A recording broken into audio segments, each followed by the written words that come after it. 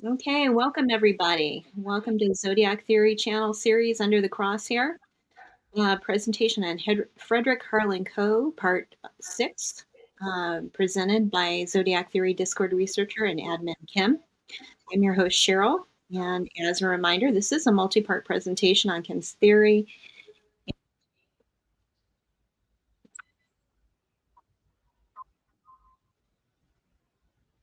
and research. Sorry for that feedback. So if you have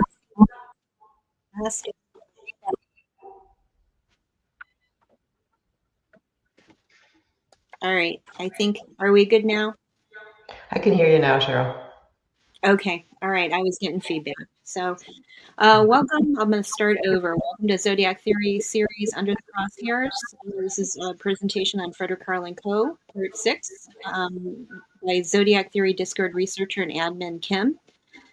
I'm your host Cheryl, and as a reminder, this is a multi-part presentation on Kim's theory and research. So if you have not seen part 1 through 5, of her Under the Crosshairs series. Please follow the links and watch this for 5 parts. And if you do have any questions, please put them in the live chat. Or if you're watching this later, please put them into the comments and we can answer your questions either in the chat or we can answer them in a future presentation. So welcome, Kim. What do you have for us today? Thanks, Cheryl. We'll get started here. This presentation is focusing on Frederick Harlan Coe's media interests.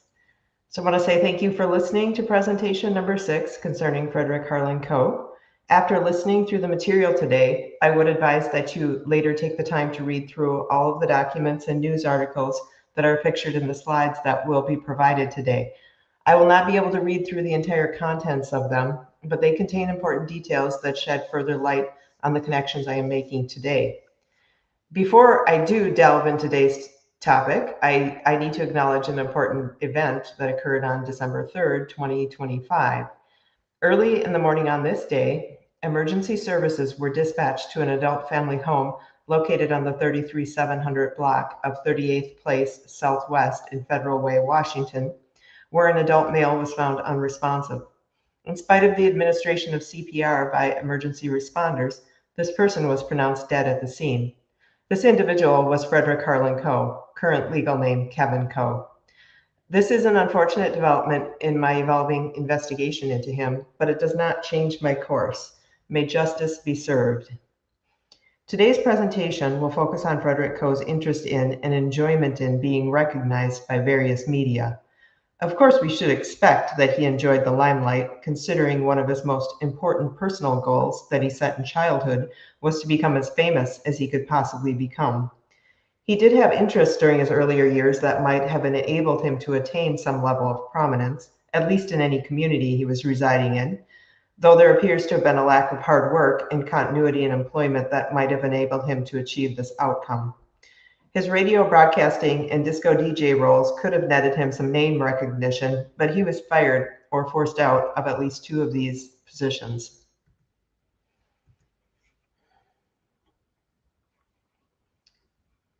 All right. Other than this reference pictured here, I have found only scarce mention of him in the Las Vegas area, even in social media history groups where, had he been a big deal, he would certainly have been mentioned and recognized by people familiar with the Las Vegas radio and disco scene of the time. There appears to be no radio air checks from this self-proclaimed former radio news director's years, or any other residue from these years that would denote any quantifiable measure of success that would set him apart as more than an entry-level hire at any radio station or discotheque. In all fairness, though, the attainment of employment at Keno and later a brief stint at KJRB in Spokane is nothing to disparage, even though he was ultimately fired from Keno, and who knows what became of his opportunity at KJRB in Spokane. It seems it was a very brief tenure at best. In presentation number 3, I provided an excerpt on comments from Fred Coe's friend who said that Coe wanted some national attention and that he had some sort of political considerations or ambitions. I have also discussed manuscripts he wrote beginning in 1969 for several novels he attempted to publish. including one he did eventually self-publish, Sex in the White House. Demand for this novel was non-existent, and most of the copies were discarded after they accumulated mildew in storage. Boasts on record indicate he had illusions of becoming the next Hemingway, but these aspirations never translated into any successful publications. However, it is important to underscore here that his early efforts in making a name for himself were heavily focused on authorship and publication. And of course, he always had a connection to the newsprint media, growing up the son of the city editor of the Spokane Chronicle. Furthermore, his experience in radio broadcasting connected him to the news media through the wire. Of particular interest in the context of the topic today are letters to the editor sent by Fred Coe to the Spokesman Review newspaper in Spokane, a sister newspaper to the one his father, Gordon Coe, was employed with. We will take a look at each one of them beginning in 1976. There is no way of knowing just how many letters to the editor he sent over the years to the Spokane newspapers, but it seems a safe assumption there could have been plenty more than were actually published. And Kim, did Coe's father ever offer to give him a job at his newspaper or give him a job at a sister newspaper? I mean, you would think that Ruth, as much as she pushed to use her influence to help him get a job, if that was his true intention, you would think that she would have been pushing for that. Or do you think that his father and Ruth really did know that he really didn't have the talent or the tenacity to stick to it? I think his father may have seen that he lacked the talent or the drive, but his mother would have painted the picture very differently. She would have spoken very much the opposite on that one. You ask a really good question. I have never read anything to indicate that there was any talk ever of him working for the Spokane newspapers. However, Gordon Coe, being the editor, wrote many, he was in that position for years. And so he wrote many editorials. And it's really interesting in light of some of these editorials we're going to cover on Coe. The topic of some of them are going to be metro government. And there are editorials that his father wrote in the earlier 70s discussing this topic. And now we're going to see Coe's later 1970s editorials addressing that same topic. And the idea for this came from his time in Las Vegas. And he was in Las Vegas in the early 70s at the time his father was writing about this topic. And Las Vegas had done something to this effect. It consolidated its county and city government. So I find that connection very interesting. Certainly he would have wanted to pass ideas on, if his father would have used them and wove them into editorials. I think that would have made him feel somewhat accomplished.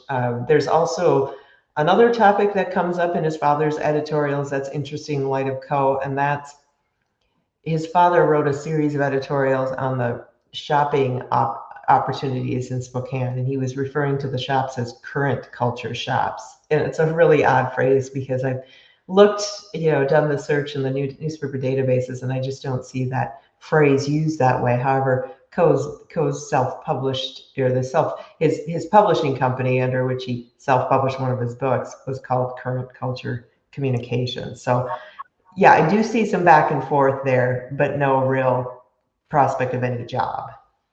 Were the things that he wrote about in the editorials the opposite of what Frederick Harlan was pushing for, or were they in a similar line? They seem to be in sync. Okay. And he later would say, my father and I were involved in promoting Spokane through Spokane metro growth. I don't think his dad ever really got involved with his brilliant pseudo business, but he would try to link himself to his dad. And I think that maybe worked. He thought that would work to his benefit anyway when he was undergoing his legal troubles, his trials, and that sort of thing. So, yeah, interesting. All right. Well, here we are in October of 1976. We have our first editorial, and this October 1976 letter to the editor is an irate one, directed against the awful parking meters in downtown Spokane. In this letter, he poses as a woman and signs under the moniker Mrs. Drew Butler. There was no Mrs. Drew Butler at this time. There wasn't even a Mrs. Fred Coe. In this letter, we learn that someone apparently racked up some fines by failing to pay his parking fees. In this diatribe, he concocts a story intended to garner sympathy. He comments derisively on the bureaucracy at City Hall, and he lumps the downtown businesses into a category of other parties who have been injured by the un-American idea of paying for our already paid for streets. He then proceeds in an attempt to conjure up a united band of citizens to rise up and demand free downtown parking. This is classic Coe, who would never accept the penalties for his actions, but rather he would go to great lengths to defend his cause and demand that others come to his defense as well. This is not wholly unlike ordering others to wear some nice buttons in support of your cause. I find his wording here to be in line with his usual tone, and also present is his familiar pattern of using hyperbole to amplify his message. I mean, you might certainly be upset about some parking fines, it's understandable, but objecting violently? It seems overly aggressive, yet right in line with what I have come to expect from Fred Coe.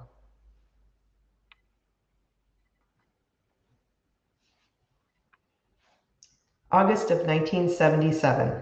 In this 1977 letter to the editor, Fred Coe expounds upon the Spokane skyline, sneers at zoning committees, and then goes on to introduce his concept of metro government, which, as we will see, he revisited in later mailings. Once again, he employs the moniker Mrs. Drew Butler.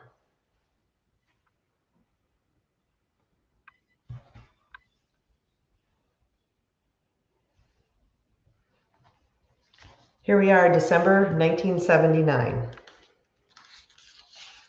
Two more of Fred Coe's letters to the editor of the Spokesman Review were published under the moniker X. Drew Butler.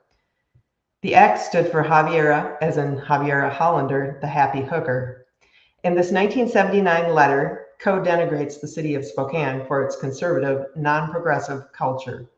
He goes on to lay out some steps Spokane can take to remodel its government to be more progressive by consolidating city and county government, building a north-south expressway through Spokane, adding the census count of Spokane and Kootenai counties to the Spokane metro count, and eliminating zoning laws. Quite the disjointed list of action items.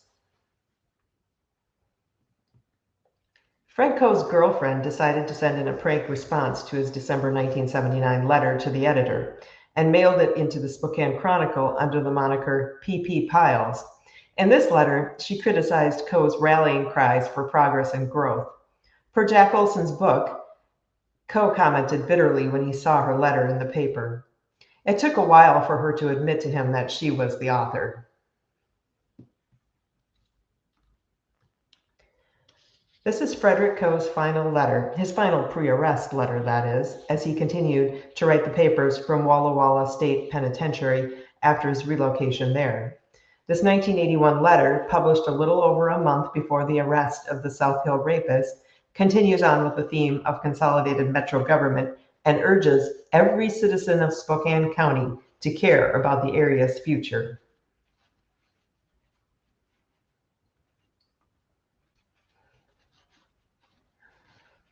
Here I would like to point out something you need to pay close attention to.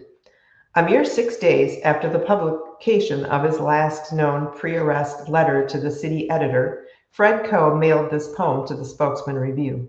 I have covered this topic in a prior presentation, but will revisit it here as it is also important in the context of the current presentation. While his poem was still in the mail stream, he called the Spokesman Review, stated that it was an emergency, and asked to speak with an editor. He spoke with city editor Robert Rose. To Mr. Rose, he identified himself as the South Hills rapist, an intentional error inserted into the correct location name of South Hill, and inquired whether they had received his letter yet. Upon learning they had not, he informed them they would be getting a letter explaining why I'm doing this. This turned out to be the cryptic poem pictured here, a code of sorts. He seemed to have a beef with Mother Washington, which I covered in more depth in presentation number 5. At least he wasn't collecting slaves for paradise, not according to this communication to the editor anyway. The date the poem made it into the newspapers was 1 month before the March 10, 1981 arrest of the South Hill rapist. Under duress, knowing his days were numbered based on the knowledge he gleaned from monitoring the newspapers during his rape spree, He chose to initiate contact with an editor, to insinuate death threats, and to mail correspondence to the newspapers, a long-term habit of his and something most criminals would not likely do for fear of being identified. His fears were justified at this time, as the police would soon have him on their radar as the primary suspect in the case. A press conference that was held in the office of Chief of Police Robert Panther and news reporters made front page headlines on March 4th, 1981, much to the consternation of the plainclothes detectives that were hot on Coe's tail. As a result of this front page news article, mere days before his arrest, primary suspect Fred Coe's behavior altered. Those tailing Coe at the time observed a change in his habits and reported that he became paranoid acting. It's kind of interesting that he sent the letter to explain why he was raping. Usually rapes, you would think that the drive and the reason for the rapes, even though it's an anger based reasoning. Usually, you don't have people, offenders, explaining why they're going on a raping spree. You might, if the intention was to terrorize. So it just kind of hit me that if this was not, it's kind of interesting that he's sending out a letter explaining why he's doing this, as if there was a need to explain to the public. So Yeah, it really was a terror campaign at the heart of it then. yeah. Similar, you could talk about the Zodiac in the same vein. He was murdering people, and a lot of times in those cases, people, their rages are spoiling over and they're killing people, but he felt the need for attention. That really was what was motivating him. And it's interesting that Coe seems to be running this high density rape spree. He's presenting like a rapist that's just out of control of himself, and he needs to terrorize the public, females in particular, and yet he mails the newspaper. He wants attention from the editor. He's calling the editor. It's an emergency. I need to talk to an editor. Why do you need to do that? He wants attention. Yeah, I mean that it really is kind of interesting because you usually, really, it's the rape is the terror campaign, Yeah. which is kind of interesting. When you really think about it, I can't think of another. Who else? I can't think of another offender that really used rape as a terror campaign. Yeah, and usually I think it's just they've got something pent up inside themselves. They're trying to get out.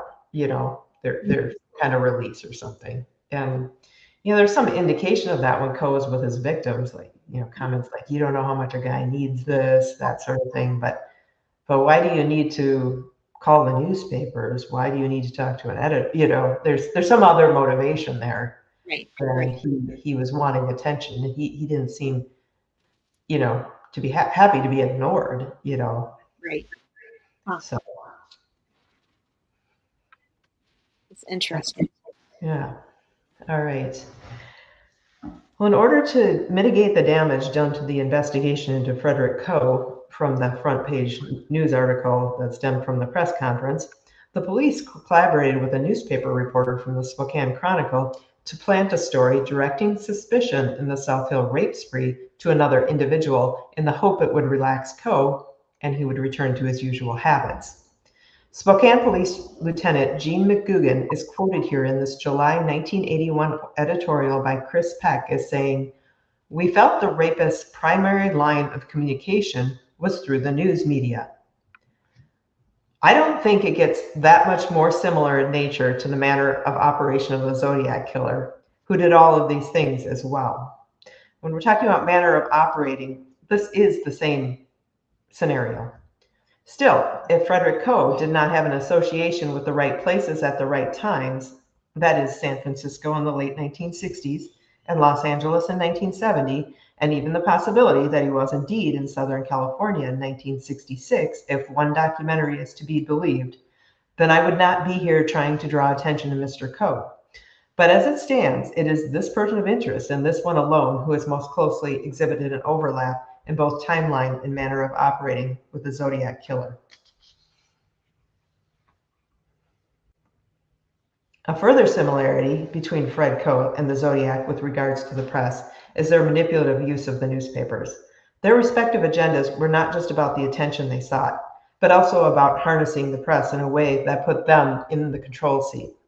In the case of the Zodiac, in his 1969 letters, when he mailed his three-part cipher to the San Francisco Chronicle, the San Francisco Examiner, and the Vallejo Times, he threatened to go on a kill rampage on Friday night if his cipher was not published by the afternoon of Friday 1st of August 69. In his 1970 letters, the Zodiac requested that the public wear some nice buttons with his symbol on them. And in his March 1971 letter to the LA Times, he took on an indicting tone, telling them that he was writing to them because, in his words, they don't bury me on the back pages like some of the others. Among all of the evidence, it is in this correspondence that the motive for the Zodiac series of crimes stands out most clearly. The Zodiac wanted attention in the form of newspaper publication, and he was very specific in what form he expected that to take. This desire and expectation for attention from the media is something we might expect to find in the Zodiac Killer if and when his identity is revealed. In the case of Frederick Coe, in addition to using the press as an outlet for publication, he used the press to monitor his risk during his rape spree, to gain knowledge about what the police were doing and what they knew, much like the Zodiac did. But the relationship between Fred Coe and the press had a further dark twist to it. During his trials, Fred Coe put the newspapers on the stand with him, leveraging the actions of the press as fodder for his own defense. He also granted a 4-hour interview with local TV station KXLY before the onset of his first trial in 1981. Beginning a few hours after the first day of his trial, KXLY began airing daily segments of the interview. In this interview, he commented on sloppy police work by the Spokane PD, insinuated he was framed, and discussed his theories on the South Hill rapist. These segments gave the prosecution some helpful insights into Coe's defense strategy, and they enjoyed the nightly show.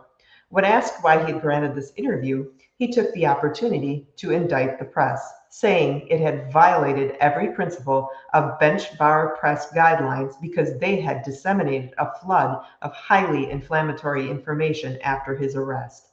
In this February 1982 letter from Fred Coe to a friend, he even went so far as to state that the South Hill rapist was really just an invention of the Spokesman Review. As to Coe's commentary on the sloppy police work, think about the Zodiac statements on the police running road races on their motorcycles as he mocked them for not catching him the night of the Stein murder. Like Coe, media attention was a venue for mocking of the authorities, when in the case of Coe, it would have been far better to focus exclusively on his defense and avoid any expressions of antipathy toward any element of the legal system.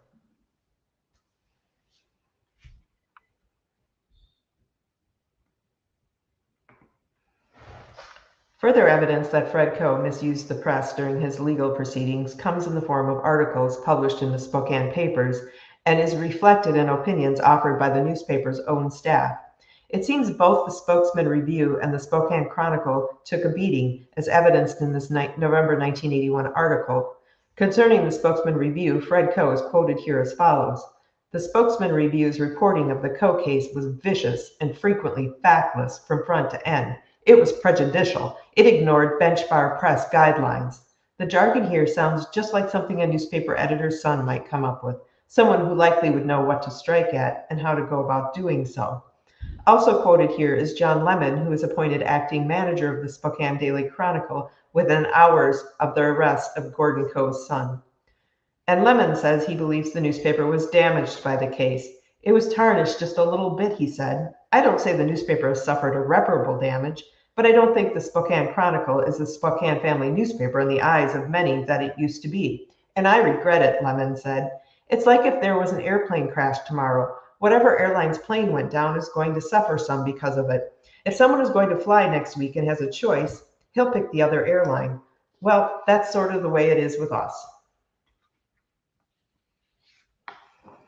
In this February 1982 news article, we find Frederick Coe has recently turned 35 and that he is passing time at Walla Walla collecting newspaper clippings that feature himself as the main subject. A couple of interesting quotes here tell us that he doesn't mind the wide breadth of coverage his case has received, something that might make most people uncomfortable. Furthermore, he even appreciates the story value in it all. Fred Coe no doubt clipped many of these articles from the front page as news of the South Hill rapist, this article included, frequently made for front page headlines. Frederick Coe did not always vilify the newspapers. Any individual or institution that lended him an objective ear, or he thought he could manipulate the opinion of in his favor, he spoke positively of. This fact was pointed out by the prosecutor in his trial. At one point, he had the ear of a Seattle newspaper reporter, and we can see in this February 1982 memo from Coe to prosecutor Don Brockett that he has copied this reporter on his memo. He certainly was not a fan of Jack Olson, who set out to construct an accurate account in his book published in 1983 about Fred Coe and his family.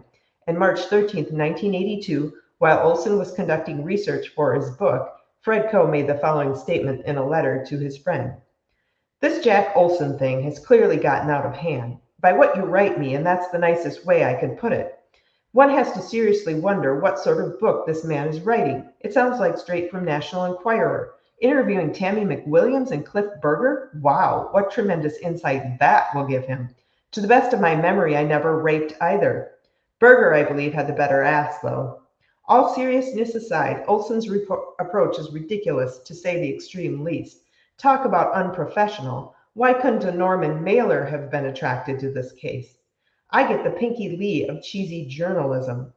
I guess one has to be guilty and be a Gary Gilmore before one attracts a real writer.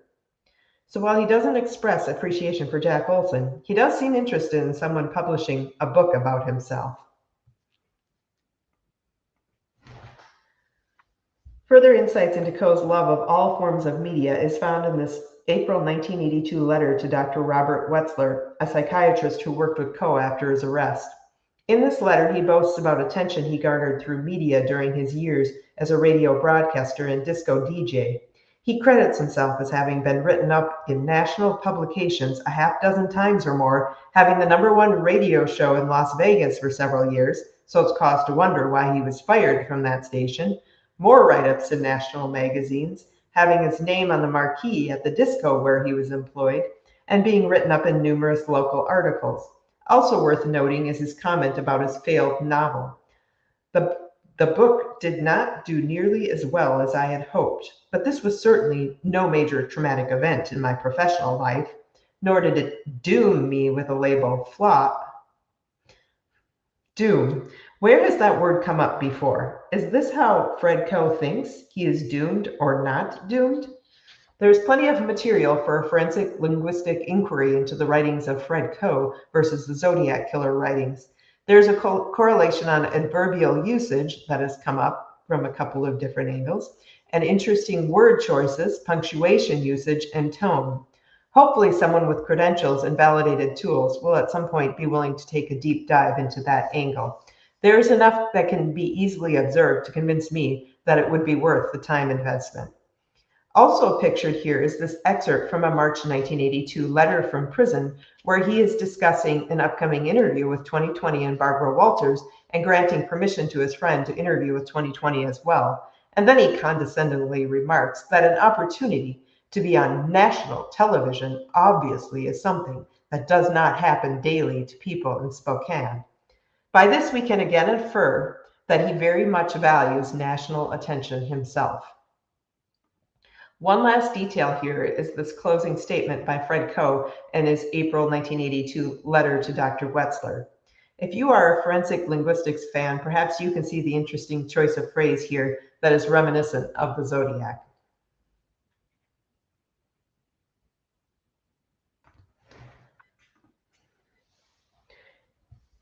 Right. January of 1993. Here we find Fred Coe still writing to the newspapers, although from prison, of course. It seems he has moved on from the topic of a one big Spokane metro government and is honing in on more recreational topics. Perhaps his decade at Walla Walla has provided some time to chill out a little. Here he has written in to correct a reporting error concerning some sports history at WSU, himself a lifelong Cougar fan. A jump here into the 2000s. Fred Coe is now in residence on McNeil Island, and his monitors have some interesting details to report on him. Quote, a resident came out of the bathroom upset and stated to me that Coe needs to go and pick up his piss rag and that this shit is nasty. He also stated that residents on Fur Unit don't need to deal with stuff like this, and if he can't pick up his rags, that several residents would make him. When I talked with Coe regarding this issue, he stated to me that it was not his rag and that another resident threw a paper towel at him. I stated to him that either one of you could pick it up and throw it away, and asked him to go and get it and throw it away. He again stated that it was not his and he would not pick it up.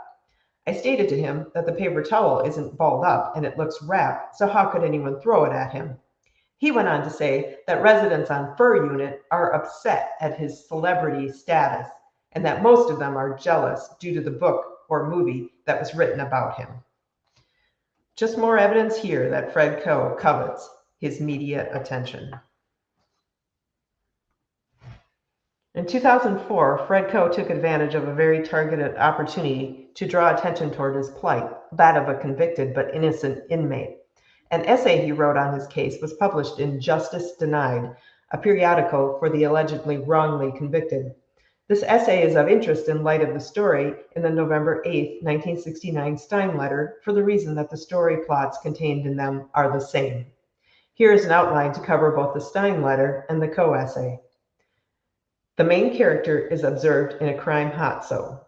The main character is approached by the police. The main character fabricates a clever story to fool the police.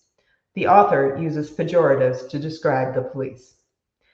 An odd strategy for Fred Coe to write an essay promoting his own innocence and at the same time taking the opportunity to mock the authorities. But it wasn't really strange for Fred. In fact, it was classic Coe. The similarities in the plots between the work of these two storytellers is worth taking some time to review.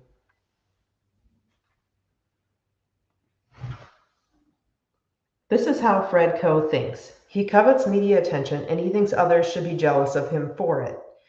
If the unauthenticated May 1978 letter was actually authored by the Zodiac, it is interesting that the Zodiac Killer seemed to desire that a movie be made about him, going so far as to inform you actors that it was their lucky break and that whoever plays him has their work cut out for them. Since Fred Coe went to LA in 1970, reportedly to get into screenwriting, we know he too had a simmering interest, at least in 1970, in having a part in the movies, and we still find that he viewed this as an asset in 2012 while a resident of a special commitment center for sexually violent predators. Imagine that, being proud of a cheesy made-for-TV movie that aired on national television and casted you in a negative light. Pictured here is the disputed April 1978 Zodiac correspondence. There are differing opinions as to the authenticity of this letter, most likely influenced by who someone believes the Zodiac was or who they believe he was not. It can be stated with confidence that this letter was either A, authored by the Zodiac, or B, not authored by the Zodiac. I include this here only to consider it in the context of Fred Coe as a person of interest in the Zodiac series. In one source, Coe claims to have made his permanent return to Spokane in April of 1978. This was just a little less than 3 years before he would begin communicating urgently with the city editor as he was nearing the end of his South Hill rape spree, and the same time frame in which this possibly Zodiac authorized letter was mailed. Fred Coe was indeed someone who thought he was better and smarter than others, who sought to be in control of all things, and did indeed want the level of fame that might be associated with having a movie made about your life, and he always desired attention from various media, and this is particularly evident in the 1970s as he sought to be a published author, and also during his trial and after his conviction as he granted interviews with high-profile news organizations, newspapers, magazines, and television outlets.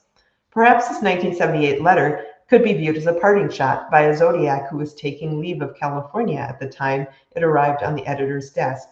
There are some interesting connections to Fred Coe in this letter.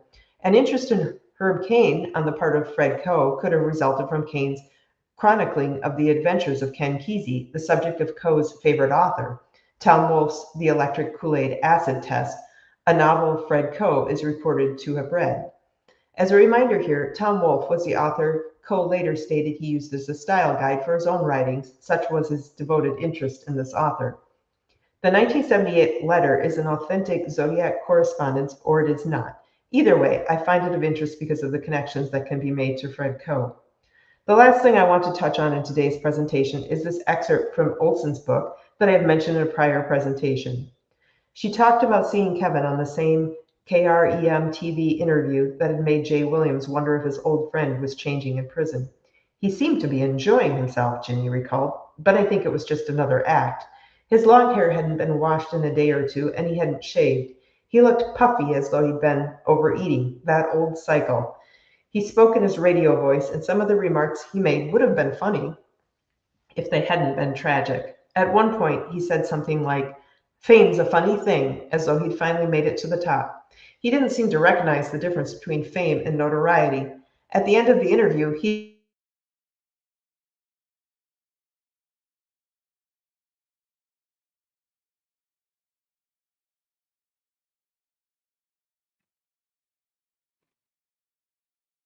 Kim, I think we may have lost you.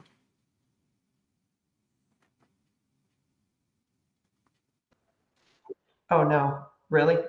Okay, yeah, you're back now. Yeah, we lost you. If you can go back at the end of the interview, he did a little dance stepping going out of the room, and that's where we lost you. Okay, perfect. Another commonality between the Zodiac and Fred Coe, neither of them seemed concerned over the difference between fame and notoriety. At a minimum, the Zodiac is on par with Fred Coe as being satisfied with notoriety as a substitute for fame, and both of them seem as though they would subscribe to the maxim, all publicity is good publicity. In this presentation, I have covered Frederick Harlan Coe's relationship with the press, his interactions with them, and the manner in which he used the press. He leveraged it through defensive maneuvers to shape public opinion, disseminate his propaganda, and promote his own agenda. And when things didn't go his way, when he was ignored, when he was not published, when he was arrested, vilified, exposed, and put on trial, then he indicted the press. The damages inflicted by Frederick Harlan Coe extended not only to his victims, his friends and associates, and the citizens of Spokane who lived in fear as his rape spree raged on. It extended also to his father's employer as he dragged the Spokane newspapers onto the stand with him during his trial. To him, the press was not the fourth estate, it was his fourth estate. And if it did not mirror his interpretation of events, if it did not give him the coverage or the slant he believed he was entitled to, then it had violated every bench bar press guideline. In the words of Sharon Hagan concerning the Zodiac Killer, he wanted to be an important, newsworthy person. This too describes Frederick Harlan Coe. Sharon Hagan believes the Zodiac Killer came to view himself as a citizen. This too describes the evolution of Frederick Coe, who also came to see himself as a citizen. He married in 1972, found employment on the airwaves in Las Vegas, attempted to settle into a more domestic life, or at least the image of it. He was not successful, and so he moved in and out of relationships and in and out of various cities through the 1970s until he landed back in Spokane on a permanent basis, and a rape crisis began on the South Hill, centered around Maple Street. It started as a trickle and rose to a raging all-out assault on the citizens of Spokane, who lived in fear and trepidation, arming themselves with mace and guns and avoiding the outdoors after dark. In my next edition on Fred Coe, I will be recapping the series of presentations I have done to date to catalog all of the connections that have been made in them between Frederick Coe and the Zodiac Killer. I hope to do this in January so we can move forward to other topics. There remains a lot to cover on Frederick Coe, some of which will require a field trip out of the San Francisco area at some point. It will be worth the trip, as his connections to other events, long theorized as having a possible connection to the Zodiac Killer, are so specific and so numerous it is hard to imagine an interpretation of events that does not include Frederick Coe in the picture somewhere. Before we go there, I will present more on his father, Gordon Coe, and a couple of other topics. Thank you for listening to this presentation today. Thank you, Kim. And yeah, I definitely think that field trip out to San Francisco, definitely, I think that we all would get a lot out of that. Um, I was wondering if you've considered what Hagen said in the documentary. If he's spending more time communicating, he's spending less time killing, and then this case, the rapes.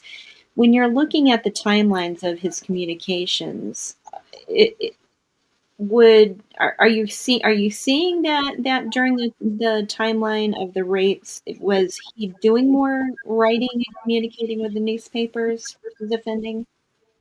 He was writing heavily through the 1970s. When he was married to his wife in the early 70s, she talked about, he's always at his typewriter. So it's possible, between the marriage and his writing efforts in the early 70s, that he was not assaulting people. But the problem is that there's little known about his timeline prior, that is documented and assigned to him as far as violent assaults. Doesn't really start until April of '78 in Spokane. That's when the canonical list of his rapes start. And I know for a fact that he was raping far earlier than that, back into the 1960s. And I know that from information from a very, very close associate of his. And some of this information was never shared with law enforcement, because I think the feeling was, it was hard. People who were close to the family, they felt bad. Some people actually thought maybe they're being set up here.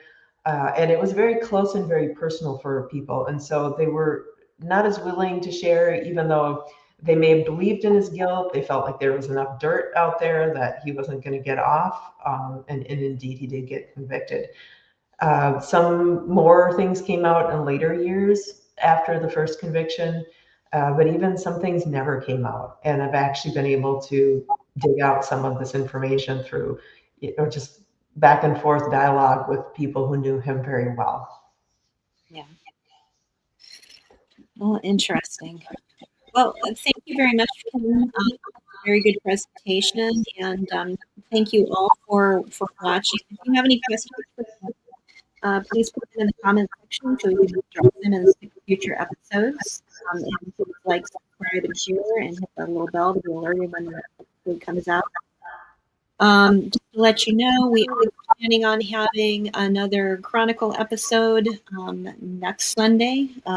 We have in the new year, hopefully, we will be able to get on a more consistent schedule. Unfortunately, we do this as a sideline. It's definitely not something we get paid for, so we have to make sure that we get these in when we can while we're living our lives and working our jobs. So one thing that I forgot to do at the beginning of the session is read our Zodiac Theory disclaimer. The Zodiac Theory Discord server and its associated YouTube channel is a place where research and discussion concerning the Zodiac Killer. We endeavor to discover the historical and criminological background of the events associated with those crimes. The opinions of individual members of the server or any guests on the YouTube channel are those of their own opinions. Those opinions do not necessarily reflect the opinions of the server or its administrators and members. Publication in any way does not constitute an endorsement of those opinions by anyone other than the speaker. We offer this information to encourage conversation and research that may one day bring justice for the victims of these horrific crimes.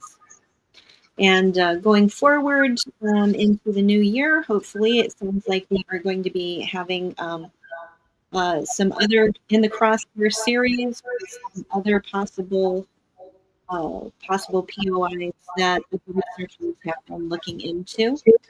So we hope that you join us for those. Thank you all for joining us, and thank you very much, Kim, for all of your work. Thanks, Cheryl.